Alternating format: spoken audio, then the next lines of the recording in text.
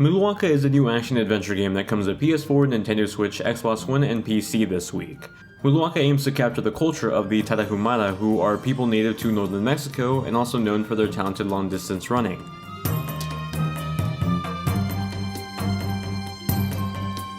Muluaka takes place in the northern half of Mexico's mountainous terrain. You play as a Sukarame, a Tarahumara shaman who's on a journey to fight off the evil forces corrupting the tribe's land. This won't be an easy task though.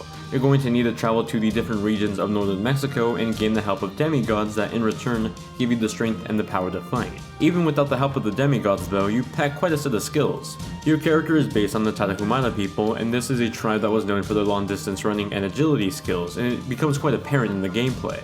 Elements of the story like the mythology and backdrop of the culture is told through cutscenes that look like camera pans across pages of a storybook.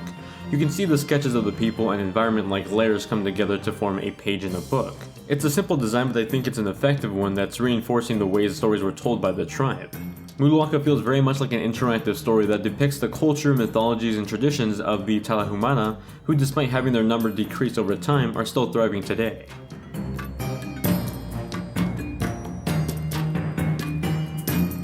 Muluaka is an action-packed adventure game filled with puzzles, platforming, and a ton of combat that progresses with new abilities over time. At the start of the game, your skill set consists of being able to do a light and heavy attack with your spear. It's minimal but effective. With the press of a trigger button you can start to sprint, and I must admit though it looked a bit funny at first, it does make you feel pretty strong and agile. With the press of the shoulder button you'll open up your special vision. In this brief moment you can look around you and see the spirits of creatures both visible and non-visible to the human eye. This skill ends up being an important part of the gameplay as both combat and puzzles are tied to it in different ways. For combat, this vision will let you see enemies that are both physically there and those that are just spiritually there. This also puts a health gauge on every enemy, including the bosses, definitely a helpful tool to see how much a fight has progressed. For the puzzles and platforming, it tends to show you things that simply aren't visible previously. For example, when using the vision, you can see waypoints for objectives across the map, showing you where you need to go or what needs to be collected or activated. Additionally, there's platforms in the environment that you can interact with, but you just can't see them unless you have the vision turned on. It's definitely an interesting game mechanic that's woven into this game's core. Now aside from those mechanics, you have the ability to jump and dodge, and that pretty much wraps up the controller scheme. With the abilities you have at hand, you travel through each of the regions collecting 3 stones that open up a grand door in that region. Each of the stones are hidden throughout said region that you're exploring and usually has you completing puzzles and fighting off enemies. Entering a new confined area usually closes it off and spawns enemies you have to fight before progressing on to the next area. These enemies vary in shape and size among each of the different terrains. For example, you'll see a lot of scorpions in the first world since it's primarily in a sandy heat abundant terrain. However, once you get to the third terrain, you'll see a lot more water and plant life, and so accordingly you'll start to see frog enemies. When meeting a new enemy, the game will offer you a brief analysis and debrief of the creature, giving you a hint or two about how to take them down. Combat has you slashing and dashing through every enemy on sight. It's a bit simple and repetitive at first, but gets more variety throughout the game as you unlock new abilities from the demigods and items you unlock like spears and bombs. Items like bombs and potions can be activated with the press of the D-pad, but it's all dependent on crafting. Each item is made of a certain type of plant, and once you get the right amount of said plant, it's automatically crafted to the corresponding item. There's always an abundance of plants around combat sessions though, so crafting never became an annoyance. In fact, the way it was automatically crafted for me was welcome, it kept the action flowing. The peak for the combat and gameplay were pretty much always the big boss fights that in itself became a giant puzzle on learning how to take the foe down. Usually being surrounded by these smaller enemies you've been fighting in that region, each big boss fight packed quite a punch and had me crafting health potions during the combat sequences. This is also where I started to experience some troublesome bugs. Now for transparency's sake, the developers behind the game told reviewers over the weekend that they had discovered some bugs in the review build, but only the PC version will be patched in time for launch. While playing on Switch and PS4, most of the bugs I encountered were on the Switch version. I had the game hard crash on me just after dying and in the middle of a boss fight too. Luckily the game autosaves pretty frequently and definitely before a boss fight, so no progress outside of the match was lost, but still the bugs are there, and they will continue to be there for at least 2 weeks on the console versions of the game.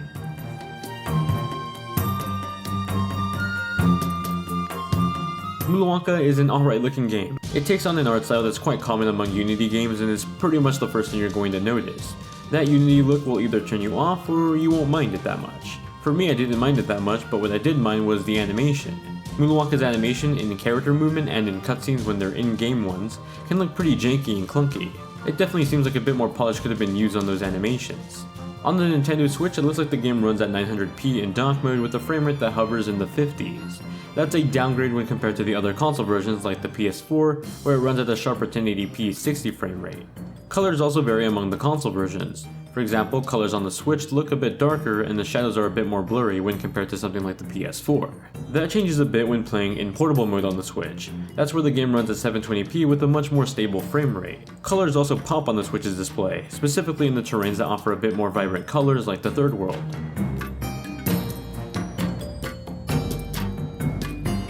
Fitting according to theme, a lot of Muluwaka's music almost sounds like it belongs in the backdrop or the background of a folklore story. The main theme song sounds strong with its use of drums and flutes that slowly build up a loud finish. It's certainly a great theme for an adventure. The rest of the music adjusts accordingly to each of the terrains you get to visit. The voice acting is primarily done in cutscenes that explain the lore of the world. It's well done in the sense that despite not understanding the language that's being spoken, I still vibe with the actors speaking and feel like it's being told from the perspective of an older grandparent by a fireplace. If you're picking this up on Nintendo Switch, there is some use of HD rumble, and it was most noticeable for me when fighting enemies. Landing a heavy hit attack gets a nice rumble feedback that only further sells the feeling of that strong attack.